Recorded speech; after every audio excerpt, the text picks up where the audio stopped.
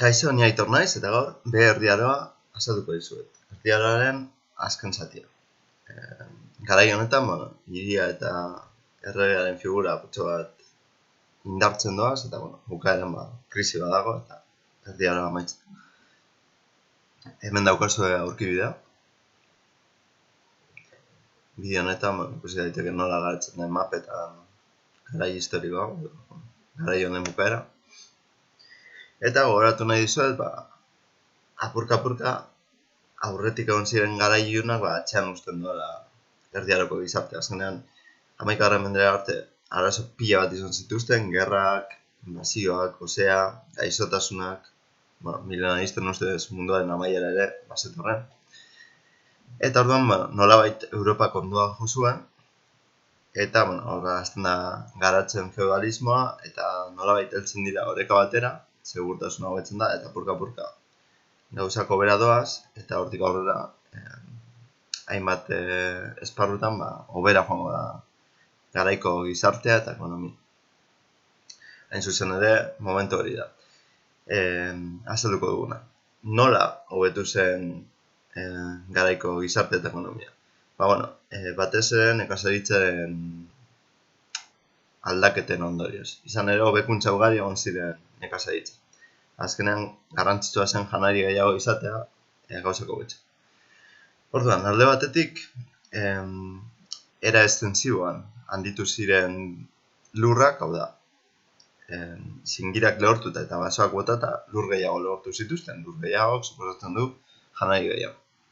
Baina aldi berean, eta are garrantzitsua, era intensiboan hobetu zuten, hau da. Metro karratu bakoitzeko edo hektare bakoitzeko nola lortu janari gehiago. Eta aldela jende gutxiagorekin, ez? Orduan, horretarako garrantzitsua izan zen 2 urteko txandaketa, 3 urteko txandaketa gaitik aldatzea. Lehen, lurraren 90%, erdia, erabiltzen zen, bestea lugorri uzten zutelako, landatu gabe, lurra permineralizatzeko, eta orduan 2 urterik behin aldatzen zen. Lugorriz egon zen lekuan, garia jartzen zen taldeatzez.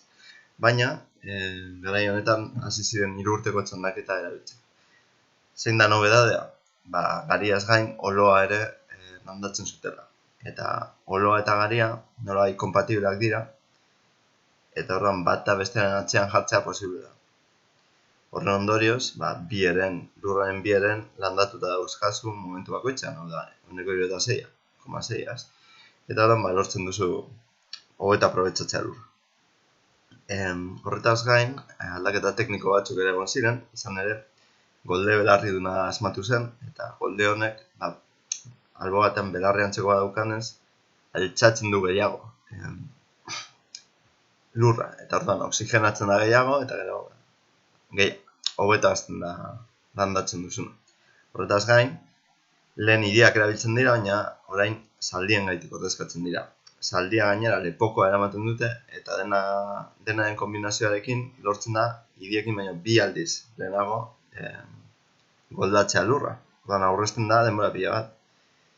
Horretaz gain, errotak edatzen dira, bai ur zein haizezko errotak, eta kontuan hartu behar duzue, azkenean errotak egon baino lehen garia txikitu behar zela irina egiteko, eta gero ogia, eta orain errotei esker urak edo haizeak egingo duela lan honen zatirik gehiena.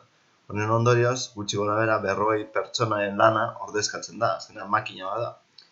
Eta honek, nahi du esan 40 pertsona libre egongo direla, eta ez dira egon beharko hori egiten. Eta azkenik, musulmanen kasuan espezifikoki, Mediterranean ureztatze sistemak sartzen dituzte, eta gero, labore berriak ekartzen dituzte Asiatik, arroza, berenjena, azukrea, granada, laranja, limoia, eta bar. Eta, labore berriak beti dira aukera hon bat, azkenean, zerbaitek ez badu gusta hona izaten, urte batean beste zerbaitek konbentzatuko dira. Kontua zer da, guzti honekin lortzen dutena dela, jende gutxiagorekin, lanean nekazaritzan, sortzea janari gehiago. Hau da, nolabait sortzen dute janaria soberan, eta jendea dago soberan baitere. Eta orduan zer egingo du jende horrek. Joango da hirietara. Hori da klabea, bale? Hemen ikusten ditugu zaldiak eta bat. Eta errota, Vale, eta orduan, nekazaritzaren edapenaren ondorioz, esan bezala, soberak niago, janari gehiago sortzen dute, gozetean murrizten dira, osasuna hobetzen da, orduan, heriotza tasa gutxitzen da, eta, bueno, azkenean, ume gehiago bizirauten dutenez, biztanleria asko hazten da. Orduan, fijatzen bazarete grafikoan, 2000 urtean, 42 milioi ziren, 300 urteren buruan, 73 milioi, asko gehiago. Orduan, jendea da soberan dago, ezkerran ikusten dugun gizon hori bezala, eta azkenean nora doaz pertsona hauek, feudoetatik, zona rural horietatik, hirietara joango dira. Hirietan dagoelako lana, eta porka baita ere dirua ere ez. Orduan, jende asko hasiko da joaten hirietara, eta bihurtuko dira edo artisauak edo merkatari. Hain zuzen ere, merkataritza asko garatzen da gai honetan, azten dira berriro ere txampona gero eta gehiago erabiltzen, eta sortzen dira bi ruta oso garrantzitsu. Alde batetik, itsasrutak. Alde batetik, Mediterraneoan zehar zegoen ruta, eta beste alde batetik, itsaso Atlantiko eta Baltikoko bidea. Sortzen da Hansa izeneko asoziazio bat ipar Europan oso potentea dena. Eta, hor da biltza denon artean, elementu ezberdinak trukatzen. Azkenean, merkataritza daukan logika da, zuk zure inguruan ez daukasun zerbait, adibidez, estainua edo hanbarra, lortu dezakezula zuk zure inguruan daukasun zerbait salduz. Adibidez, Euskal Herriko zona batzuetan burdina esportatzen zen, eta horren truke jasotzen ziren beste material batzuk hemen agian ez zeuden. Aipatzeko da, ere, lurretik ere bat zeudela ruta batzuk, ez ziren hain seguruak, ez hain harinak, ez hain merkeak, baina bat zeuden, eta sortzen dira azoka batzuk, adibidez hor, Parisi ondoan ikusi dezeko zuen zonalde horretan, Sanpaineko azoka famatuak egiten ziren. Eta honek guztiak, azkenean dinamizatzen du merkataritza eta ekonomia eta aberastasuna sortzen du. Bestalde, aipatu behar da, bankuak sortzen direla. Ziren bankeroak ziren banku batzuetan jesartzen ziren pertsona batzuk, txamponak trukatzeko eta bar, baina bankuak apurka garatzen dira eta sortzen dira produktu berriak, adibidez kredituak. Zer da kredituak? Zer dira kredituak? Kreditu bat da, banku batek ustea dirua, txuri, zerbait erosteko, zerbait finantziatzeko, adibidez. Denda bat zabaldu nahi duzu, ez daukazu nahikoa dirurik, eta orduan, bankuari eskatzen diozu. Baina, kontuan hartu behar duzuena da, ondoren kreditu hau itxuli behar dela, eta ez da itxuli behar zor duzun diru guztia, baizik eta apur bat gehiago, interes batzuk. Hau da, bankuak ateratzen du dirua. Itxultzen diote, utxitako dirua, gehi apur bat gehiago. Bestalde, kanbio letrak ere garatzen dira, eta hau oso ideia hona da, diru gabe bidaiatzeko.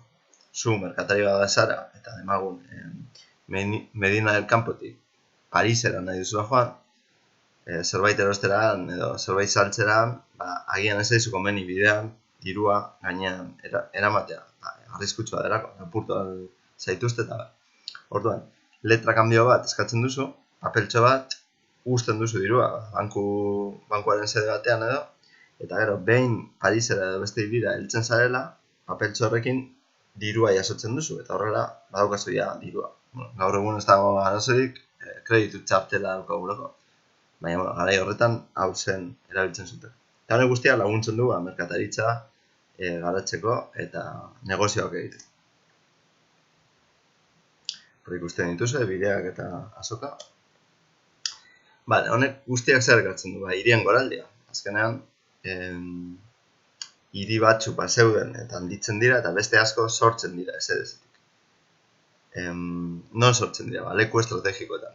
Merkatal bide ondoan, bide gurutzetan, hau da, azkenean jendea pasatzen den lekuetatik, ez? Zubien inguruan, portuetan, eta batzuetan, gaztelu inguruetan edo monasterio inguruetan ere segurtasun bila eta bar. Orduan, zergaitik sortzen dira hiriak, aipatu bezala, alde batetik nekazari batzuk soberan daude, hirira doaz, artisau edo merkatari bezala lanera. Beste alde batetik, garai honetan aukera daukate joputzek, azkenean, haien jaunetatik iaz egiteko, lehen ez zegoen aukera hori, baina orain, urte bete hirira eskapatzen badira, joputzetik askatzen dira. Orduan, haietako asko oso interesatu da egongo dira honetan. Oso egoera txarrean bizi dira jaunaren menpe. Eta azkenik, merkatari batzuk, agian feudetan dauden merkatari txiki batzuk konturatzen dira, hirien harresi barruan, babes gehiago eta nolabait, bueno, bizi maila eta negozioak egiteko leku aproposagoa dela. Orduan, merkatari asko kanpoan bizi zirenak, hiri barrura joango dira. Hemen ikusten ditugu, adibidez Carcassonne edo Florentzia, goikoa, bueno, erreala da. Gaur egun oraindik horrela mantentzen da. Paris eta Dubrovnik, adibidez, kasu honetan kostan. Eta hau da, bueno, eskema tipiko bat, eta bueno, ikusten duzuen bezala, hiriek harresia zeukaten, hiribilduak ziren. Normalean katedral bat, plaza handi bat, eta gero, etxe pila bat, eta nahiko kaotikoa, nahiko karestuekin, eta euskal hiriak ere garatu ziren, eta gaur egun oraindik asko zaharra mantentzen da, adibidez Bilbon. Gasteizen, harresiak ere mantendu dira Gasteizen, edo Donostian, ez? Gaur egun asko handiagoa dira, no? Interesgarria da baita ere bideoa, Gasteizen jatorria azaltzen delako txiki-txikia zenetik, harresiak zituen arte. Bueno, orduan, hiribilduaren harresien barruan sortzen da gizarte berri bat, gogoratu kanpoan, bueno, edo orokorrean garai horretan zeudela nobleak, kleroa eta langileak. Baina hiriaren gizarte barruan, nolabait, ia langilea bakarri daudenez, kleroaren zati bat, nobleak ez direnek sartzen, sortzen da gizarte berri bat. Gizarte berri bat zeinetan goian daudenak eta behan daudenak ez daude hor hainbeste jaiotzagaitik, baizik eta daukatenagaitik. Orduan, hiri barruan, pertsona boteretsuenak, hiriko patrizioa dira, azkenan aberastu diren merkatariak, bankeroak, gremio buruak, azkenan dirua eta boterea daukatenak. Feudo batean, jaunaren menpe ziren ezer izango, baina hirian bai. Gero, gehiengoa dago, eta bueno, ez hain aberatsa diren merkatari eta eskulangileak, fraideak, apaizak, ikasleak, eskribabak eta bar, eta gero bukaeran, pobre eta baztertuak, eskaleak eta bar. Aipatzeko da baita ere, apurtxo bat aparte, bizi direla juduak eta musulmanak hiri batzuetan. Kasu horretan, auzo konkretuak dituzte, aljamak juduak eta mairu auzoak musulmanak. Eta, bueno, baita eskontzak edo debekatuta daudenez, bakoitzak bere bizitza ditu. Hiriko biztanleak burgez deitzen dira, burgo deitzen ziteelako hiriei. Eta aipatzeko da, nahiko paradoxikoa bada ere, hiriko harresiak egiten duela hiria izatea libre. Nolabait, ematen du kartxela bat dela, harresi badaukate kanpoan, baina zuzen ere, harresi horri esker, libreago dira hiri barruan, kanpoan baino.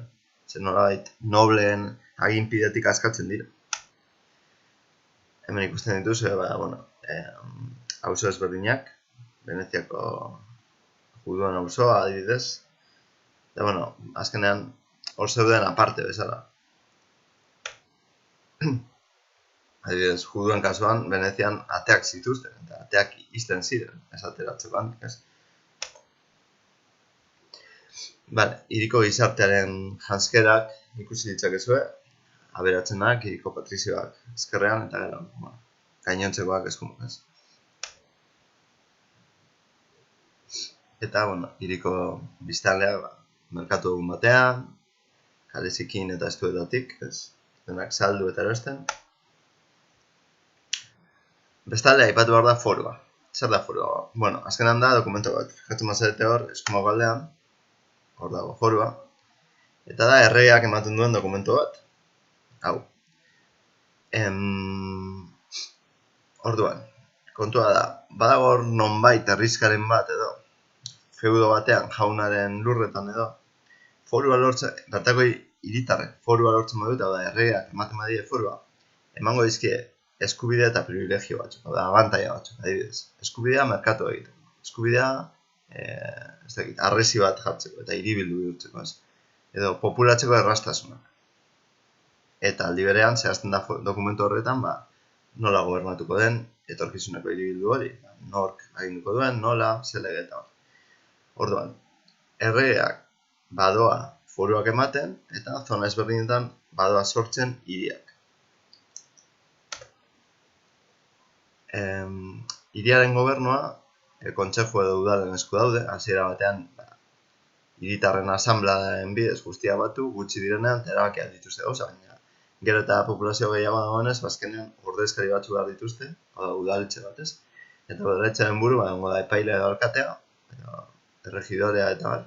Eta gero, udaletxeak izango ditu funtzionario batzuk, egin behar diren gauzak, tramiteak eta bar, konpontza. Adibidez, eskribaua idazteko, aguazila poliziantzeko. Eta gero, borreroa da, eriotza zigorrak exekutatzen dituen. Burua moztu edo, eta bar. Eta gero, udaletxearen funtzio nagusiak izango dira segurtasuna eta defentsa, alde batetik, harresiak zaindu, milizia bat egongo da. Zerga bildu, aurreko guztia ordaintzeko, eta gero, eskola eta ospitalea daudenez, horiek ere kudeatu behar dituzte. Bestalde, kanpoan, hiribilduaren kanpoan, nekazariak eta abeltzainak badaude, barruan, egongo dira artisago eta merkatariak. Eta artisagoa dira gremioetan bildutako pertsona. Zer da gremio bat? Nolabait da eskulangile elkarte bat, eta bertan lan egiten dute artisagoak. Gremio bakoitza dauka estatutu bat. Lanbidea arautzen duen dokumento bat, eta bertan zehazten da, zeintzu diren kideen eskubide eta bete behar. Orduan, zein da gremioaren logika? Hiri baten barruan, demagun daudela 7 zapatagile. Gaur egun, 7 zapatagile horiek egongo ziren kompetentzian. Bakoitzak egiten du lan, eta gero zuzoaz, eta aukeratzen duzu nahi duzuna, eta agian dago bat hobeto egiten dituena gauzak, edo merkeago, eta ara joango zara, eta agian hori aberaztuko da, eta beste ezain beste. Baina, gremioak egiten duena da, dena uniformizatu. Hau da, arautzen da fabrikazio prozesua, salmenta prezioak, soldatak eta bar. Orduan, nahiz eta egon 7 gremio, denak egiten dute lan era berean.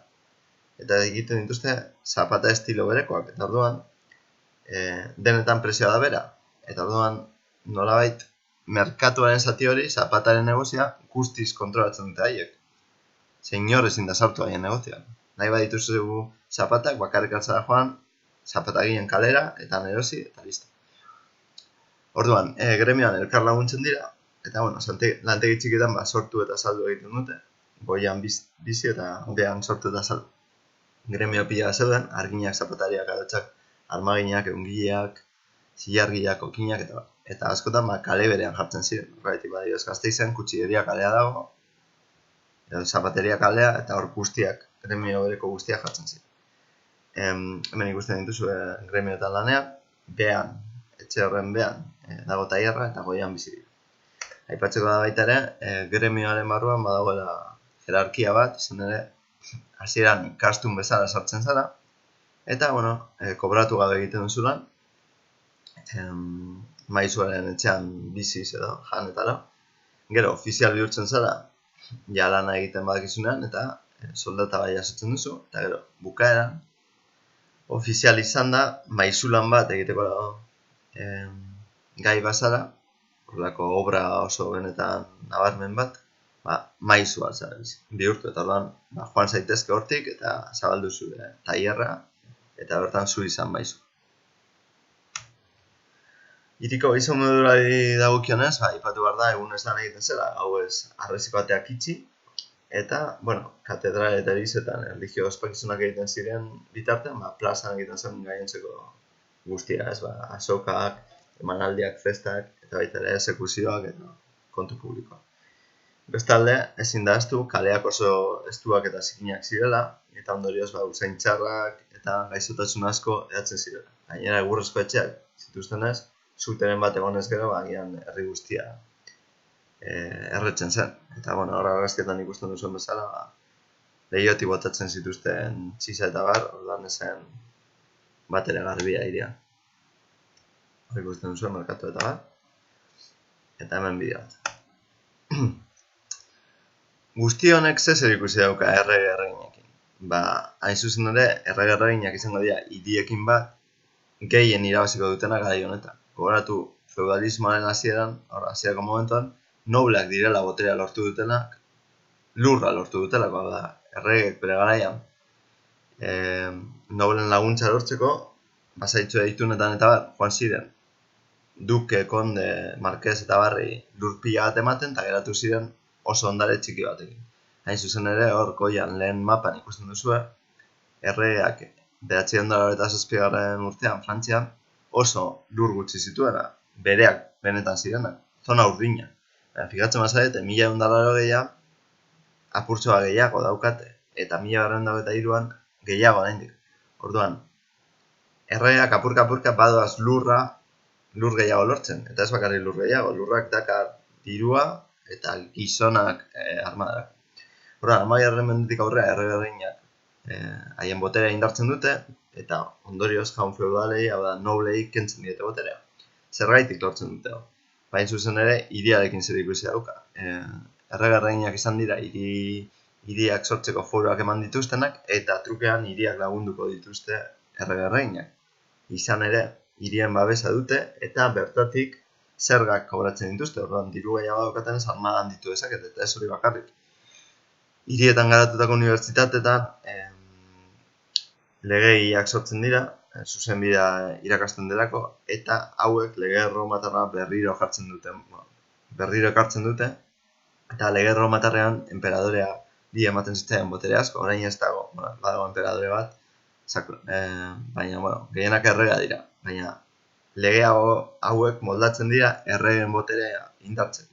Horretaz gain, administrazioan sartzen dira, idazten dakiten pertsona gehiago eta bar, eta orduan hobeto funtzionatzen du erregearen koroaren administrazioa gai dira hobeto kudeatzeko haien erreinu.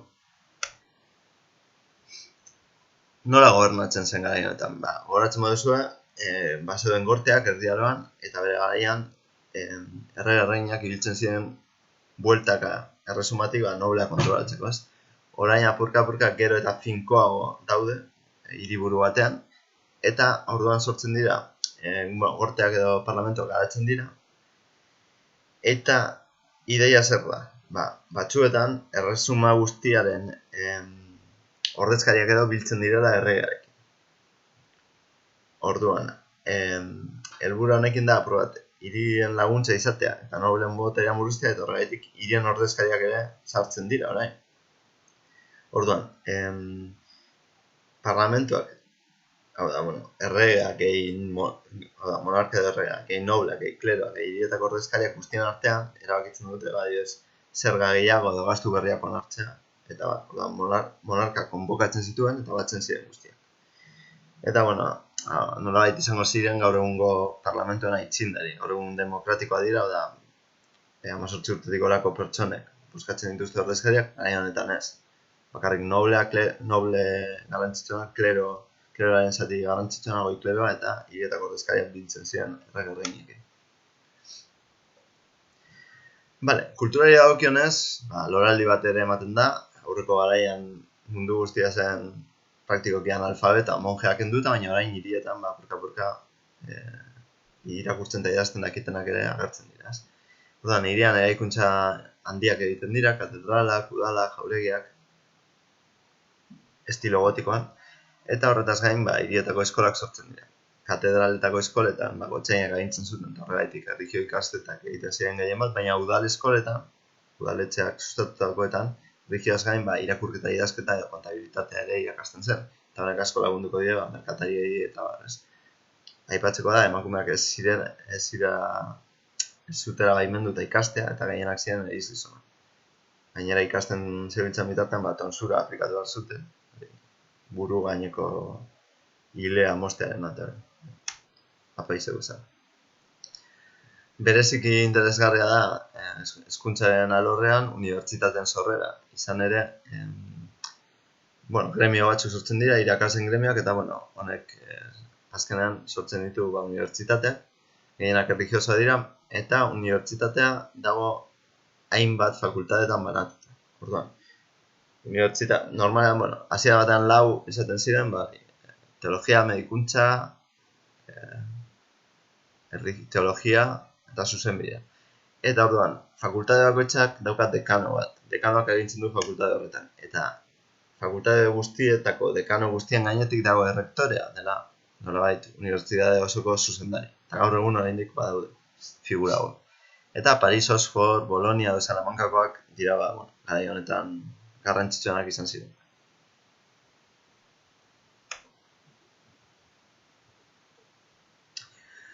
Vale, literatura eta filosofian ere, garapenak eman ziren. Literaturaren alorrean, interesgarria da erlijio gaiez gain, sortzen direla hirian genero berriak. Zaldun liburua, poesia lirikoak edo gesta kantak. Eta, noski, liburu hauek jende arruntaren zirenez, latinaz gain, hizkuntza arruntetan idazten dira, romantzetan eta bar. Bestalde, filosofiarako oso garrantzitsua izan zen musulmanek egindako itzulpena. Izan ere, Aristoteles filosofo grekoa astua zegoen Europan, baina musulmanek itzultzen dute Arabiara da, eta gero Iberia penintsulako kristauek itzultzen dute latinera.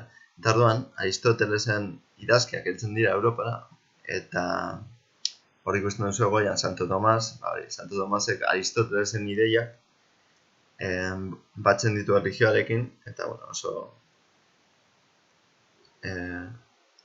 aurrerapen handiak egiten ditu filosofia eta teologiaren alorrean. Bestalde, hirian sortzen dira eskeko ordenak, gogoratu kanpoan zeudela monjeak eta monjak, monasterio eta abaietan, eta orain hirietan komentuetan pobre bizitzeko botoa egiten duten pertsonak daude. Ze kontuan hartu behar duzue, hirian sortu den aberastasuna dakarrela pobrezia. Eta orain, pobre laguntzak sortzen dira frantziskotarrak edo domingotarrak. 10. mendean, ordea, krisian sartzen da hau guztia. Egon dago paro aldi bat, populazioa igo da eta baina populazioa asko igo denez, orain lurrak agortuta daude, ustatzarak agertzen dira, gozeteak, prezioen igoera, gainera, honek guztiak sortzen dituen tentsioen ondorioz, gerra ugari daude, adibidez 1 urteko gerra, ikusten duzu Joan Arkekoa eta 116 urte egon ziren gerran Ingalaterra eta Frantzia, eta gainera eramaten zituzten nekazaria gerrana, eta gero nekazariak gainera